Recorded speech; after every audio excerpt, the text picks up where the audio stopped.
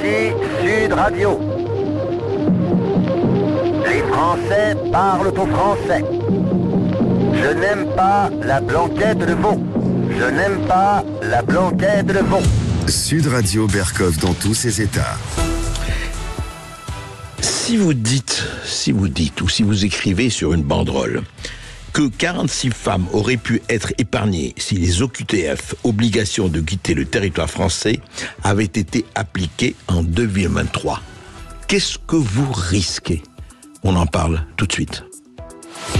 Sud Radio Berkov dans tous ses états, le fait du jour. Et où sont les femmes ? Effectivement, elles sont partout aujourd'hui, elles s'entêtent, avec un S apostrophe bien sûr. Et c'est le cas de ce qui s'est passé à Besançon, lors du carnaval de Besançon, le 7 avril dernier, donc il y a 3 jours.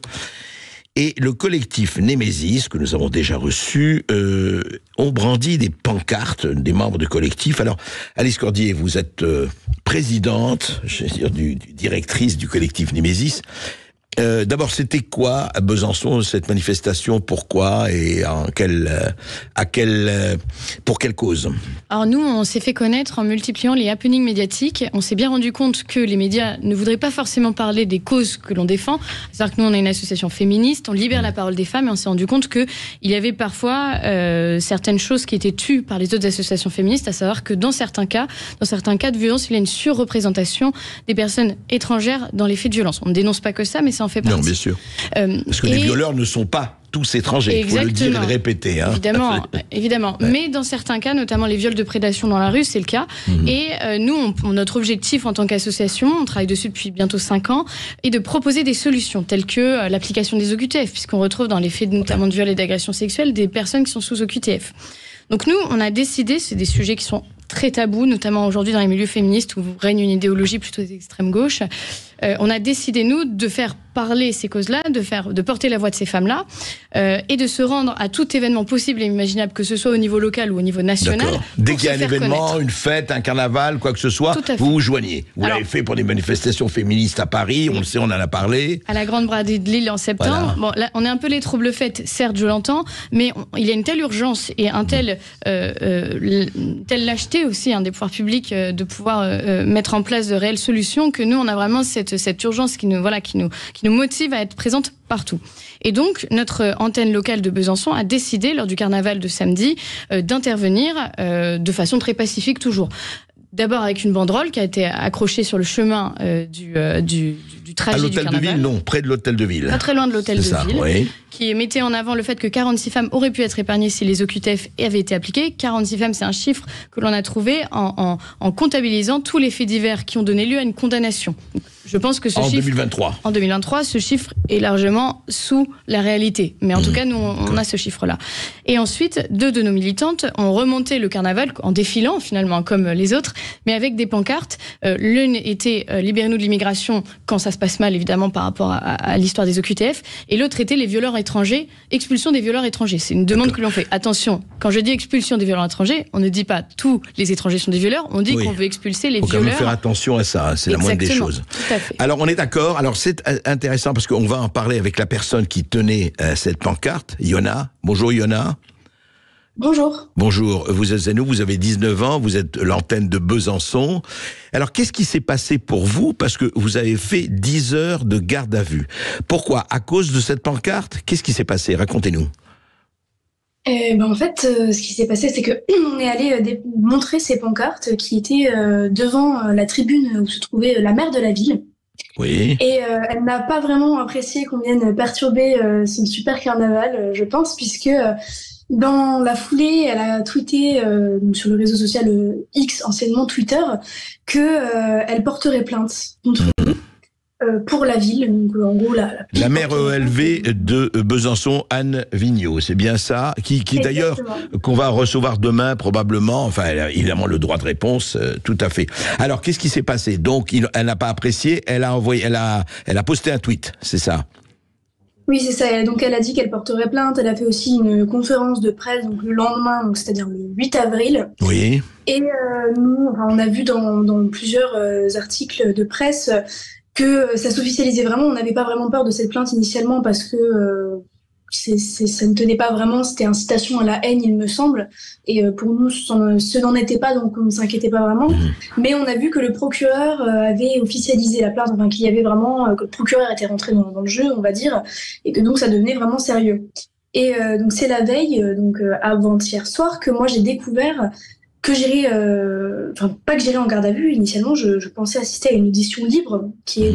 On vous a convoqué à une audition libre, c'est ça? Voilà, c'est ça. On m'a convoqué donc pour 8h30. Et moi j'arrive le matin en pensant que c'est une audition. Et où ça se passait où? C'est convoqué par qui? Vous étiez convoqué? Je suis convoquée au commissariat de Besançon. C'est ça, d'accord. Donc vous arrivez là-bas. Vous arrivez au commissariat, oui. Oui, tout à fait. Donc j'arrive au commissariat en pensant que c'est une audition libre, beaucoup plus, sereine qu'une audition qui ne l'est pas, puisque quand j'arrive, je vois un dossier garde à vue sur le bureau, et le policier qui m'explique que en effet, même si lui ne voulait pas m'envoyer en garde à vue, le procureur en personne a vraiment insisté pour que ce ne soit pas une audition libre et que je finisse en garde à vue. D'accord. Donc ma garde à vue, elle a commencé à 8h20. Et voilà, après toute la journée, j'ai eu des dépositions à faire.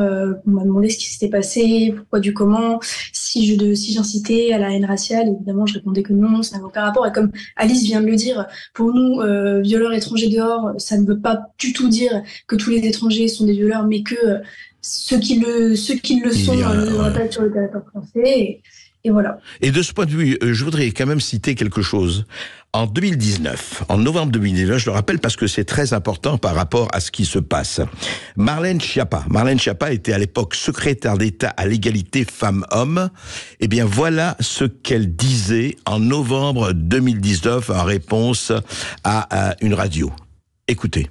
Les mesures qui ont été annoncées par le Premier ministre ce matin, notamment il y en a une qui me tient à cœur, puisque c'est moi qui l'avais proposée, et je remercie Édouard Philippe de l'avoir retenue, c'est le fait de pouvoir expulser les citoyens de nationalité étrangère qui ont été condamnés pour des violences sexistes et sexuelles, notamment conjugales, mais également des viols. Donc, Marlène Schiappa disait en 2019 ce que disait votre pancarte en 2024. C'est exactement ça, puisqu'elle parle de ça. Alors, qu'est-ce qu'on vous a dit? Mais on vous interrogeait pendant ces 10 heures. On vous a interrogé en permanence. Qu'est-ce qu'on vous a dit, Yana? Alors, en tout, j'ai été interrogée, on va dire 2 fois. J'ai également été perquisitionnée, donc ça, je vais en parler. Déjà, je tiens à préciser que cette réplique de Marlène Schiappa, cette citation, nous a été utile, hein, évidemment. On s'est appuyé de ça. J'imagine que vous allez vous en servir. D'accord. Je voulais savoir, vous parlez de perquisition, il y en a, mais perquisitions où? Vous étiez en garde à vue, ou chez vous, à la maison? Alors, donc, tout à fait. Donc, j'étais en garde à vue. Oui. Et on m'a dit, est-ce que vous avez les clés de chez vous? Et je réponds oui. Et là, je comprends qu'il va y avoir donc une perquisition chez moi. Hein. J'étais un peu innocente au début, je comprenais pas vraiment parce que j'étais déjà stupéfaite d'être ici en garde à vue alors que je n'étais pas censée l'être, surtout pour les faits qui me sont reprochés. Enfin, ça me paraissait un peu absurde tout ça. Donc j'y croyais pas vraiment, et au final, comme aussi Alice l'a dit hier sur les réseaux, moi j'habite chez mes parents, donc on m'explique qu'on va aller toquer à la porte comme ça de chez mon père et puis venir fouiller dans nos affaires. Moi je suis coopérative pendant la perquisition. Les policiers ils étaient 3 rentrent chez moi et puis je leur explique directement où j'ai mis la banderole parce que on me dit que ça sert à rien de toute façon de poser une résistance à ce moment-là. Et voilà, c'est assez. Ils ont été très respectueux. Hein. Par contre, je tiens à préciser que c'était, ils n'ont pas mis le bazar. Ils n'ont pas fait comme certains policiers qui font un peu n'importe quoi pendant certaines perquisitions. Oui, là, ça s'est bien passé. Mais ils ont saisi votre ordinateur, je crois. Alors oui, mais ça, c'était pas pendant la perquisition. En fait, c'est encore plus absurde, étant donné que je suis allée à l'audition avec mon ordinateur. Je suis étudiante et je pensais, comme c'était une audition libre, que je pourrais directement ressortir de mon audition et aller à la fac, en fait. Donc, j'avais mon ordinateur avec moi. Donc, ils n'ont pas eu besoin de me le prendre pendant la perquisition. Je leur ai juste donné quand j'étais au commissariat. Ouais. Et donc vous êtes sorti. Alors justement, il y en a resté avec nous. Alice Cordier, la suite, c'est quoi? Il y a une plainte déposée. C'est quoi la suite? Eh bien, écoutez, il y a une enquête qui est en cours puisque l'ordinateur de Yona a été placé sous scellé quand même. Hein, vous n'avez pas récupéré votre ordinateur, Yona? Non, pas du tout. D'accord. C'est assez lunaire, en fait. Je le connais déjà, le récit de sa garde à vue, mais en fait, plus je le réécoute, plus je me dis quand même qu'on a assisté à quelque chose d'extrêmement grave, et nous, on ne compte pas en rester là. Sans doute qu'il y aura une enquête en cours, mais nous, on va pas se laisser faire, on va aussi porter plainte. Vous allez porter plainte? Tout à fait. Sur atteinte arbitraire à une liberté individuelle, c'est l'article 432-4 du Code pénal, tout simplement parce que on a une liberté d'opinion quand même en France, je crois. Hein. Je crois qu'on est dans un pays, normalement. Espérons-le, oui. Et vraiment, nous, hier, donc nous, on le vivait de l'extérieur, donc on ne savait pas ce qui se passait, donc on avait les infos au compte-gouttes. Donc d'abord, Yona arrive, audition libre, finalement c'est une garde à vue, perquisition chez son père pour une banderole, voilà, dont on avait la preuve. En plus, elle avait reconnu que c'était elle qui l'avait portée. Enfin voilà, ça n'a aucun sens. Son ordi est sous scellé. Et alors, en plus, il y avait une deuxième fille, vous savez, dans cette manifestation avec elle. Ils ont essayé donc toute la journée de faire dire à Yona qui était cette jeune fille. Et en fait, ils ont contacté les opérateurs de Yona pour trouver qui elle avait appelé le jour de la manifestation. Enfin, on est quand même, si la justice à chaque fois mettait autant d'énergie sur des cas de viol ou de fichiers S, je peux vous assurer que ça tournerait mieux. Donc, ça marcherait mieux. Je ne tiens pas à blâmer les policiers qui, je pense, sont sous pression, une pression supérieure venant peut-être des procureurs ou de la magistrate. Surtout qu'ils sont bien comportés là. Ils se sont très bien comportés et je ne veux pas du tout les blâmer, mais force est de reconnaître qu'il y a quelque chose de pas normal. Et là, nous, on a appuyé. Donc hier, on avait fait toute une campagne médiatique sur les réseaux sociaux qui, je pense, a permis qu'elle sorte plus tôt. Sinon, à mon avis, elle y était encore. Et la deuxième chose, c'est que on a, en effet, comme je viens de vous le dire, nous allons porter plainte, nous l'avons annoncé, et la police a recontacté Yona aujourd'hui en l'appelant pour lui dire non, mais il vaut mieux peut-être pas que tu portes plainte parce que l'ordinateur qu'on a sous scellé, il y a des infos qui pourraient peut-être te dédouaner, enfin un truc lunaire d'intimidation totale, parce qu'en fait, ils ne veulent pas faire reconnaître qu'il y a très certainement eu de gros abus dans le cadre de cette garde à vue et qui, moi, me semble hallucinante dans l'état de droit dans lequel on est censé être. Hallucinante. Oui, c'est-à-dire que cette histoire, non, ce qui est quand même tout à fait étonnant, quel que soit le jugement qu'on peut avoir, c'est la disproportion entre effectivement une pancarte, on peut être pour ou contre effectivement et trouver ça, mais et la poursuite et la garde à vue et ce qui va se passer après, puisque vous avez plainte du côté de la maire de Besançon, on verra ce qu'elle dira demain chez nous, et puis vous-même vous portez plainte, enfin le collectif Némésis. Yona, une dernière chose, vous vous sentez après vous dites qu'est-ce que c'est que tout ça? Est-ce que ça vous a un peu découragé ou au contraire, ça vous encourage à continuer? Alors, découragée, non, pas du tout. Surprise, évidemment.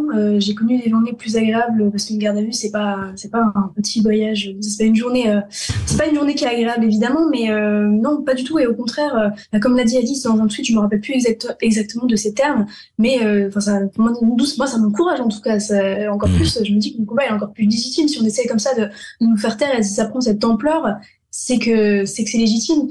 Et moi, ça m'encourage vraiment. Si c'est en fait toutes ces méthodes, la perquisition, le procureur qui fait pression toute la journée pour que je donne le nom de mon ami et qui, en gros, me menace un peu de dormir en garde à vue si je ne le donne pas. Ces techniques d'intimidation, c'est pour nous faire peur. Bah, ça ne marche pas du tout. Comme l'a dit Alice, on ira dans tous les carnavals, on ira dans toutes les manifestations pour continuer à passer de manière pacifique notre message. Et non, pas du tout de découragement de ma part. Donc Alice Cordier, vous continuez, vous nous tiendrez au courant de toute façon des suites de cette affaire. Mais c'est vrai que ça pose aussi beaucoup de questions. On en parlera demain avec la maire de Besançon. Ça pose beaucoup de questions effectivement sur la disproportionnalité de tout cela, puisque je le rappelle, il n'y a eu aucune violence, aucun tabassage, aucune bagarre, quoi que ce soit. Il y a quand même un problème qui est posé. Encore une fois, pour vous, Alice Cordier, c'est un combat que Némésis va continuer à mener. Bien sûr, nous on est là pour la libération de la parole des femmes, et force est de constater que d'autres femmes, d'écolos, puisque c'est EELV, dans l'étiquette de cette mère, se battent contre cette libération de la parole. Nous on n'a aucune autre volonté que cela. Tous les propos que nous avons tenus et publiés étaient légaux, je tiens à le rappeler, quand bien même Madame la maire est pour une immigration incontrôlée, et d'ailleurs elle a mis ça en place dans sa ville, elle a fait venir tout un tas d'Afghans ça a fini comment? On a une femme qui a été agressée sexuellement par un de ces jeunes hommes. Donc on voit en plus que c'est pas forcément une réussite tout le temps. Donc peut-être qu'elle essaye de cacher ça sous le tapis, justement en s'en prenant aux associations qui essayent de lutter contre ce genre de choses. Et si vous voulez, moi ce que je trouve très grave quand même, c'est que là on parle, nous ce qu'on a dénoncé, c'est des viols de femmes, et en fait on n'a pas le droit de faire parce que le profil de l'agresseur ne correspond pas à la ligne idéologique de Madame la maire. C'est quand même très grave. Et je tiens à le rappeler là encore, aucun de nos propos n'était illégaux. On a le droit, et quand bien même, on a le droit d'être contre l'immigration en France. Si demain, on arrive avec une pancarte... De toute façon, la liberté d'expression, elle ne se limite pas. Évidemment, si c'est appel à la haine, et là, je ne vois pas quoi est appel à la haine, ou appel au meurtre, et Dieu sait s'il y en a, face à la violence qu'on connaît. En tout cas, écoutez, merci Yona, merci Alice Cordier, merci et André. Puis on va suivre tout cela. Merci Alice Cordier. Je rappelle que vous êtes directrice du collectif Némésis, et merci Yona, vous êtes membre du collectif Némésis qui a été placé en garde à vue. On va se retrouver dans un instant sur Sud Radio avec André Berkoff qui reçoit Fabrice Eppelbaum pour parler du QR code. A tout de suite sur Sud Radio. Sud Radio Berkoff dans tous ses états, midi 14h. André Berkoff.